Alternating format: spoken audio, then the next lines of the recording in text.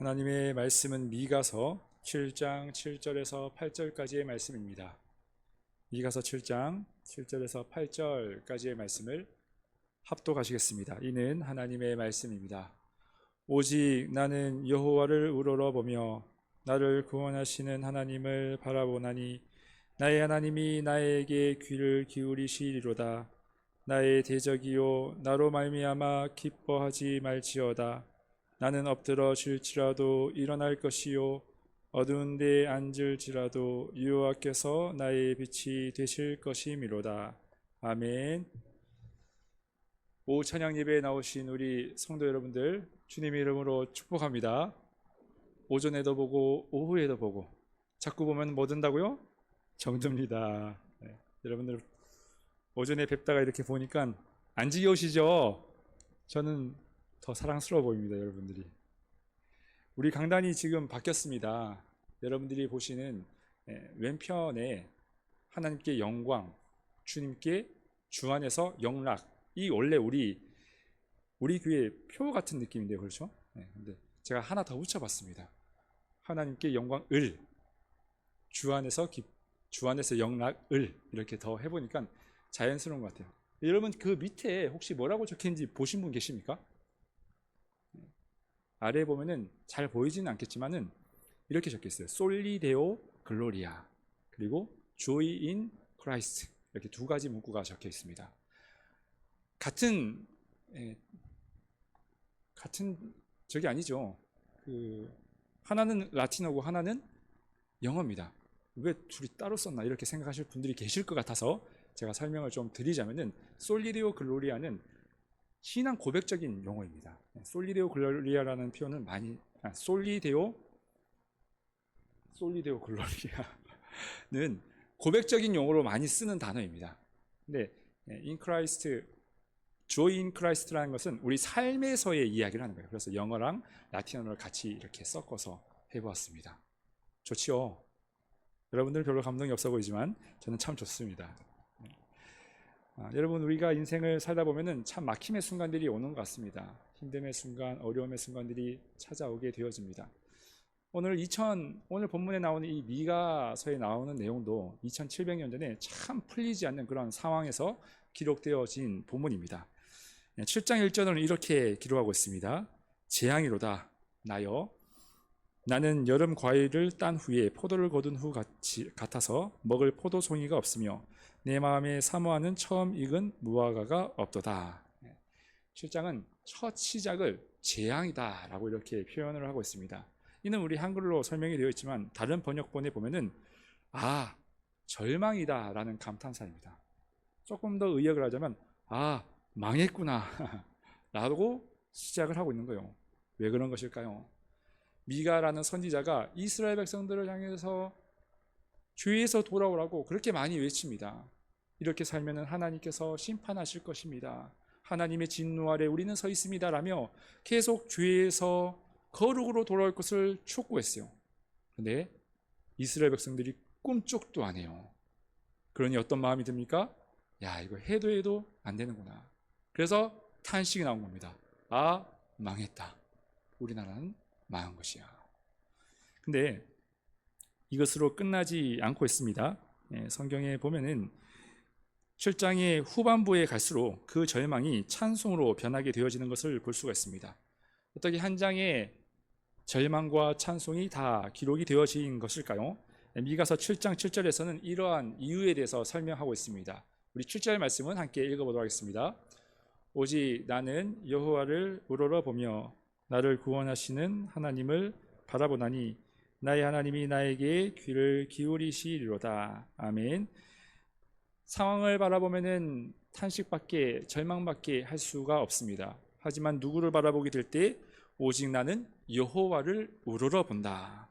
하나님이 나의 구원이시고 나에게 귀를 기울이시기 때문에 내가 주님을 통해서 찬양과 감사를 할 수 있다라고 고백하고 있는 것이죠. 여러분 우리의 현실은 슬픔이고 망한 그런 현장일 수가 있습니다. 하지만 아무리 바닥을 치는 인생일지라도 하나님을 바라보게 되어질 때 거기에 희망과 소망이 있습니다. 여러분 우리가 장례식에 가면은 무엇을 하죠?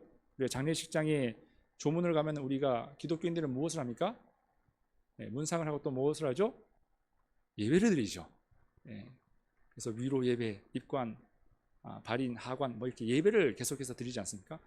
좀 신기하지 않나요? 죽음의 자리, 장례식의 자리는 모든 것이 다 끝난 시간입니다. 더 이상 희망이 없는 자리인 것이죠. 모든 것의 마지막인 거예요. 근데 우리 기독교인들은 어떻게 하죠? 그 끝났다라고 말하는 자리에서 찬양을 하고 있어요. 예배를 하는 이유가 무엇일까요? 믿는 자에게 있어서 끝이 아니기 때문입니다. 죽음은 모든 사람들에게 마지막 순간일지 몰라도 하나님의 자녀가 된 자들에게 이 죽음이라는 끝이 아니라 새로운 시작이기 때문인 것이죠. 인간의 눈으로 봤을 때는 끝입니다. 마지막이에요. 절망이에요.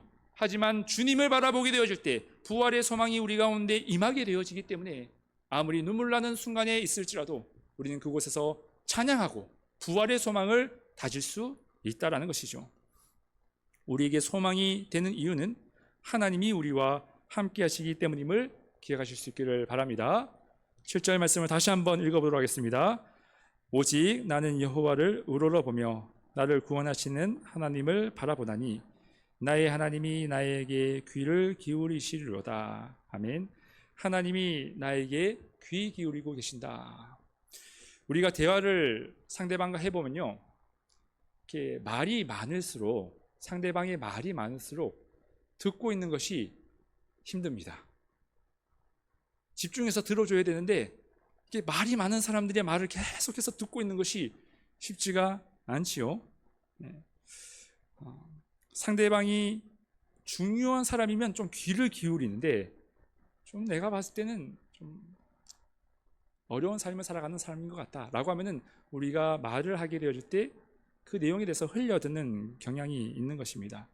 근데 하나님께서는 우리의 이야기를 어떻게 듣고 계시는가? 7절 말씀에 나의 하나님이 나에게 귀를 기울이고 계신다. 우리가 어떠한 상황에 있던 간에 우리의 목소리에 집중하여서 무슨 말을 하는지를 듣고 계신다라는 것이죠. 어떤 목사님이 하셨던 간증인데 참 공감이 되더라고요. 이분이 하나님께 여러 가지 질문을 했다라고 합니다. 뭐 궁금한 것이 뭐 있었는 것 같아요. 그런데 인생을 살아가면서 대부분 그 질문에 대한 답을 얻게 되었다라고 이야기를 하는 거예요. 하나님, 이건 왜 이렇습니까? 저건 왜 이런 일들이 일어납니까? 라고 수없이 질문을 했는데 하나님께서 살아가는 가운데 그 모든 질문에 대한 답을 이렇게 알려주시더라는 것이죠. 그런데 한 가지 답을 얻지 못한 것이 있습니다. 모든 것은 다 그에 대한 해답을 알게 되었는데 딱 한 가지는 답을 못 찾았더라고요. 그것은 바로 하나님이 자신을 왜 사랑하는지에 대한 질문에 대해서는 이 답을 얻지 못했다라는 겁니다. 이게 하나님이 왜 나 같은 것을 사랑하지? 하나님이 왜 나라는 존재에 대해서 사랑하는가? 라는 그 질문에 대해서는 답을 얻지 못했다라는 것입니다. 가만히 생각해 보면 그런 것 같아요. 여러분 스스로에게 한번 생각해 보십시오. 내가 과연 하나님께 사랑받을 만한 사람인가? 한번 생각해 본 적이 있습니까?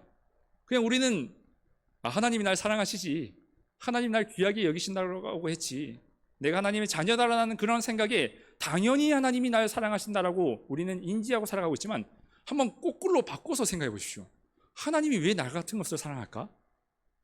우리가 사실은 하나님의 말씀을 따르기보다는 가만히 보십시오. 우리는 세상의 방법을, 세상의 법을 더 권위 있게 여길 때가 많지 않습니까?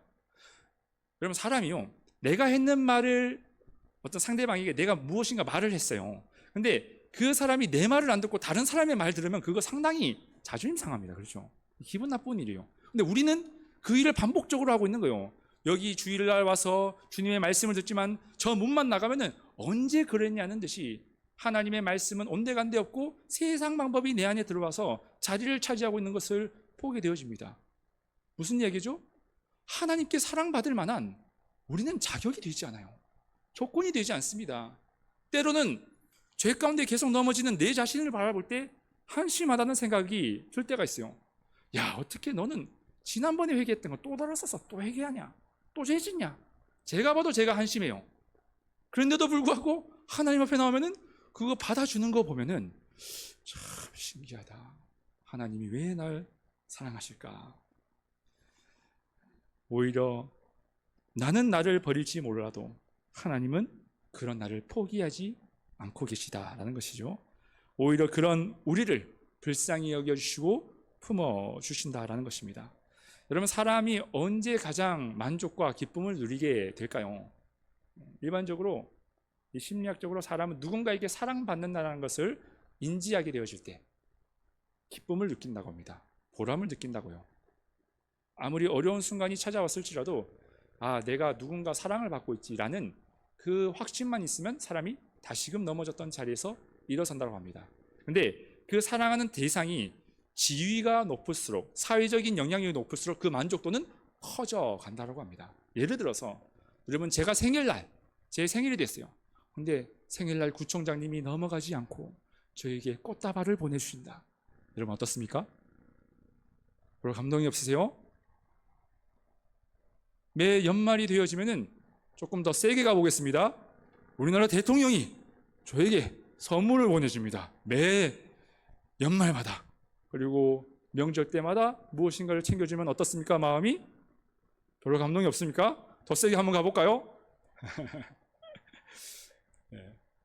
무슨 경조사가 있을 때 미국 대통령이 저에게 의전을 보내준다 생각해 보십시오. 꽃다발 보내주고 뭐 보내준다고 하면은 이거 참 감동적인 일이지 않습니까? 여러분, 우리가 한번 바꿔서 생각해 봅시다. 천지를 지으신 하나님이 나를 사랑하고 계세요. 우주의 주인이신 하나님이 나를 기억하시고 계시고 나의 죄를 용서하시기 위해서 가장 소중한 자신의 아들을 죽이셨습니다. 그 하나님이 우리를 사랑하는데 우리는 그것을 모른 채 만족하지도 못하고 귀한지도 생각하지도 못하고 살아가게 되어진다는 것입니다. 하지만 여러분, 하나님이 나를 얼마나 사랑하시는지 그 깊이를 알게 되어지면 희망을 발견하게 되는 거예요. 넘어졌던 자리에서 다시 소망을 발견하게 되는 것입니다. 바라옵기는 여러분들의 삶에, 여러분들의 신앙의 여정 가운데서 하나님이 저와 여러분들을 얼마나 사랑하고 계시는지 마음속 깊이 경험케 되어지는 역사가 있기를 주님의 이름으로 축복합니다. 오늘 미가서 8절은 이렇게 고백을 하고 있습니다. 함께 읽어보겠습니다. 기뻐하지 아니하리로다. 나는 엎드러질지라도 일어날 것이요 힘들지라도 여호와께서 나의 빛이 되실 것이미로다. 아멘. 자, 이렇게 고백을 하고 있는 거예요. 우리가 아무리 어렵고 넘어졌을지라도 여호와가 나의 빛이시기 때문에 하나님 사랑만 깨닫게 되시면, 하나님의 은혜를 다시금 경험하게 되어지면은 일어설 수 있다는 것이 이 미가가 고백하고 있는 내용인 것입니다. 여러분, 하나님의 은혜를 받게 되어지면 아무리 메말랐던 심령과 피폐했던 마음일지라도 다시 일어서서 우리가 감당해야 될 믿음의 사명들을 감당하게 된다는 것을 말씀하고 있는 것이죠. 제가 과거에 고추 모종을 고추 200모종을 한번 심어 본 적이 있습니다. 200개 심는 게 이게 쉽지가 않더라고요. 뭐 트랙터가 있어가지고 갈아준 것도 아니고 그냥 삽으로 혼자 파서 한번 해봤던 적이 있습니다. 저는 농사꾼이 아닙니다. 근데 이걸 해보니까 참 마음이 자꾸 가요. 이게 어떻게 자라고 있는가? 잘 컸는가? 이게 좀 키가 크는 것 같으면은 막 저도 막 모르게 보람도 되고 기쁨이 있더라고요. 이게 농부의 마음이겠구나라는 것을 알게 됐습니다. 제가 무엇을 말씀드리고 싶으냐면은 우리가 인생을 살아가다 보면은 고추 모종 이야기하다 갑자기 고추 모종을 심어 보면은 이게 키가 큰 것도 있고요, 작은 것도 있습니다. 근데 키가 크든 작든 비 한번 내리게 되면은 비가 한번 싹 쏟아지고 나잖아요. 그러면 이렇게 힘이 없던 모종들이 비 한번 내리면 크나 작으나 막 확 이렇게 올라오는 것을, 생기가 도는 것을, 파릇파릇해지는 것을 제가 본 적이 있습니다. 자, 이것을 보면서 이게 하나님의 은혜와 같구나. 우리가 생각할 때 이 사람은 모태신앙, 저 사람은 이번에 믿은 신앙, 올해 이번에 처음 믿은 신앙, 여러 신앙의 색깔들이 다르고 그 연조들이 다릅니다. 하지만 하나님의 은혜만 임하게 되어지면 크나 작으나, 우리가 4대째 3대째 믿었거나 올해부터 내가 믿었거나 상관없이 모두가 다 생기를 얻게 되어진다는 것을 제가 깨닫게 되었습니다. 하나님의 은혜만 임하면은 여러분, 우리 가운데 성령의 생기와 역사가 나타나게 될 줄 믿습니다. 그래서 요엘서 2장 28절에 이렇게 기록하고 있습니다. 함께 읽어보겠습니다.